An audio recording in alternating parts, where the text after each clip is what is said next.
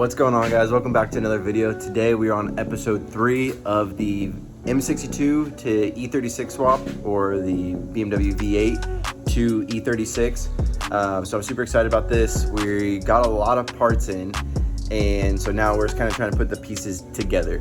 So today we're going to be sanding the engine bay, laying some bondo down, more sanding, and then some more sanding, and then possibly some more sanding.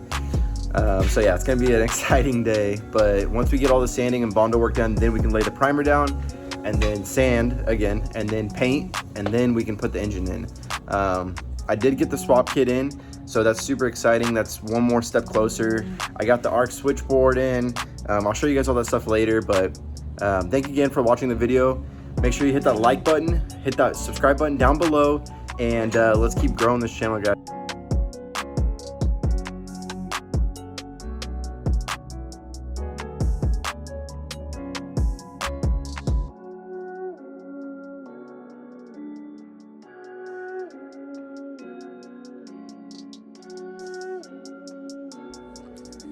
All right, guys, so we did lay the first layer of bondo down on just the front. I want to see how it's gonna form and how it's gonna come out. I don't really know how far to do this, like if I just go at it or what. It looks really, really bad just with how all, like, you know, the grind marks and stuff like that. So yeah, we're just gonna see how the front turn out, and then probably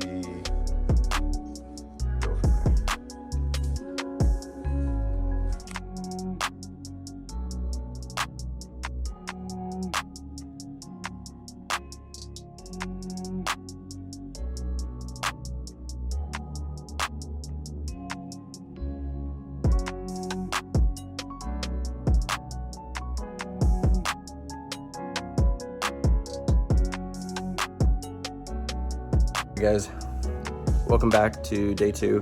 I tried to sand last night. I ran out of sandpaper, so I had to go get some more this morning, and also we did some gardening and stuff like that for the front yard. But as you can see, we have some tape.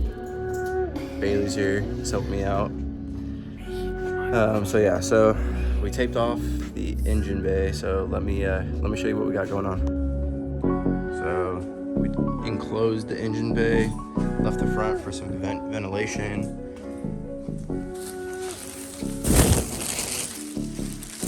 All right, so we did fill those holes, did all that bondo work, sanded everywhere that we possibly could reach and touch. This subframe doesn't really matter because we have the swap subframe that showed up in the mail. So yeah, so we're gonna remove all this. We're removing that. I gotta tape these holes from the inside, and then we can start laying some primer down, which is super exciting because I thought this process was gonna be a lot longer. It's a drift car. I'm not trying to make it perfect. I'm just trying to make it good. Maybe just kind of do it a little bit better than I did the Z. There's a lot I learned from doing the Z, so try not to make those mistakes again. The bondo work came out pretty good. It is kind of wavy, but I mean, there was those holes that I had to fill. So with that being said, we can tape those holes and get primer going. If you guys remember, this is the same primer I used when I painted the Z red. So I've been stirring it for the last like 15 minutes because it kind of separated at the bottom, but it will work.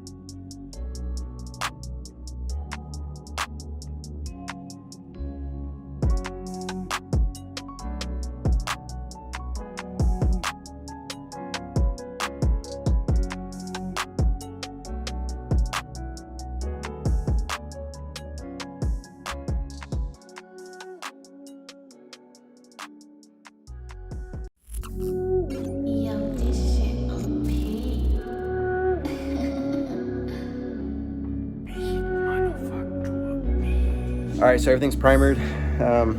We're gonna leave it primered. I'm not gonna sand it flat, but we can actually start doing some engine stuff. I got the aftermarket subframe in and the oil pan, so we can get the engine like pretty much all ready to be dropped in, and possibly even test fit the engine in the car, which is super exciting.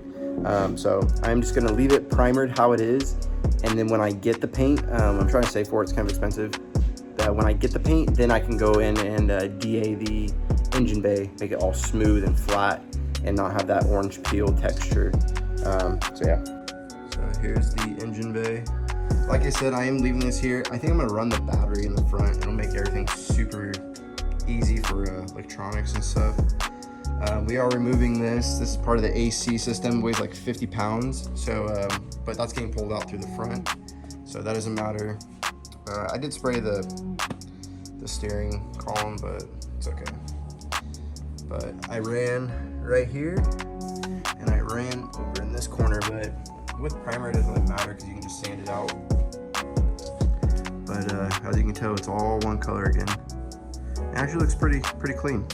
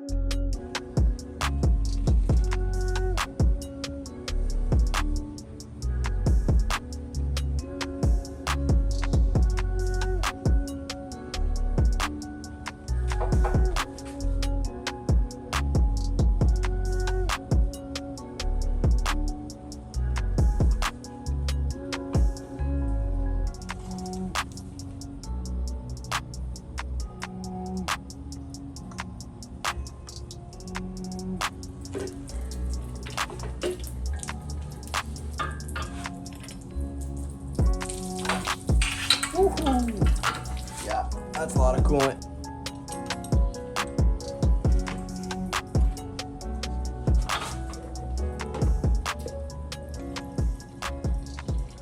God damn it.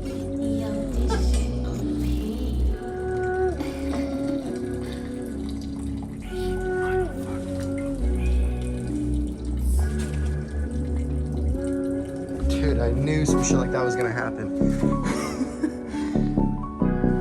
If you have old sheets or your mom's changing your bedding, or I don't know, if you have old sheets, keep them. Throw them in a plastic bag, toss them in a corner in the garage, and keep them. They work great for soaking up shit, laying on them, whatever, in the garage. And you can wash them, I guess, if you want. I just throw mine away. But yeah, I knew it was gonna start pissing coolant or something, but hey, we got the engine upside down now. This is a big moment because,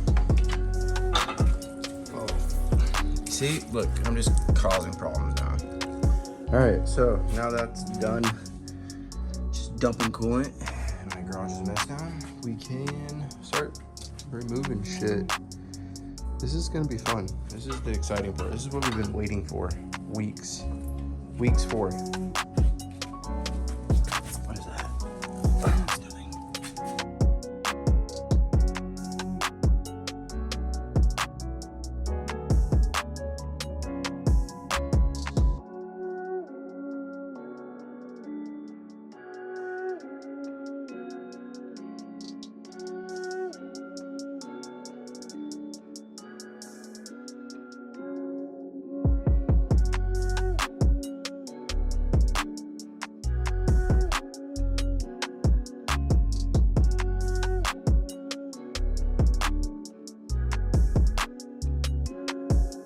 Alright guys, we got the oil pan off, so we're able to see the oil pump, and we're actually going to be replacing the upper oil pan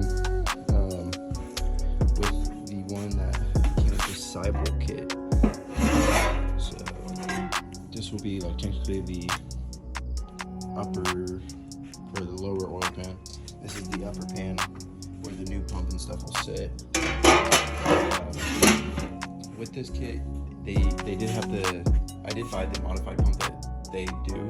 So all I have to do is just install it, which is super cool, makes it super easy. Remember guys, if you guys are enjoying the series, then make sure to hit that subscribe button, like, and just stay tuned for all the episodes. I know it's kind of slow in the beginning, just getting parts in and kind of just getting the car all ready. But we are getting somewhere. Once we get all these parts on from SeeMeSidewayz, then we are able to test fit the engine, and that's a big step because we paint and then the engine stays in after that. So yeah, make sure you guys hit that subscribe button down below.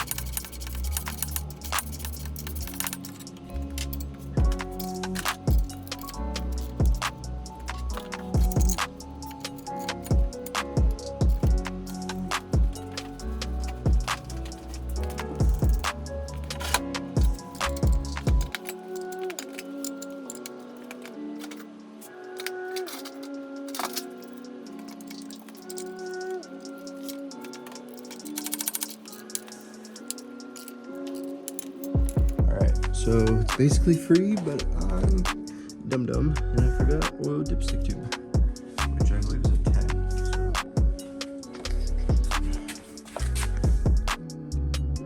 10. Bada bing, bada boom.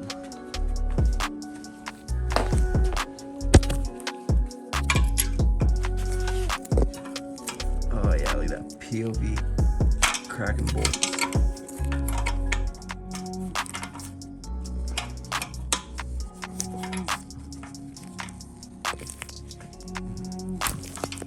Stripping it. Hold on, guys. We did it. Pulled off the upper pan. So you have the crank here, the rods, oil pump. Yeah. So just kind of gonna look through, make sure nothing has any scarring or any major wear that we can see. Just kind of check to make sure the motor's gonna be okay. But pretty much this motor's been gone through before. I just did the timing chain guides on it. And so I know those are good. The stems were just done, so I know those are good. So I know this motor's pretty healthy. So yeah, but with all that apart, we can easily access the mounts. We can put in our modified oil pump, put on our pan, and move on to the subframe, which I'm super excited about. All right, guys, I'm gonna end the video here. I want to make a separate video, a very precise and clean video for doing the modified oil pump for this kit, so that anybody that gets this kit can actually follow this video. I have not found a video for this kit on how to do it, so I hope this is the first video. That'd be kind of cool. But yeah, so I want to make it super in-depth and super clear, and where there's daylight, I'm not using a bright, just one shop light.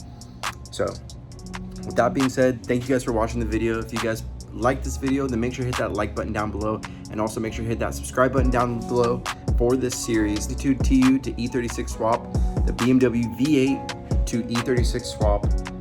Super exciting. I'm glad we're actually making some really good progress today.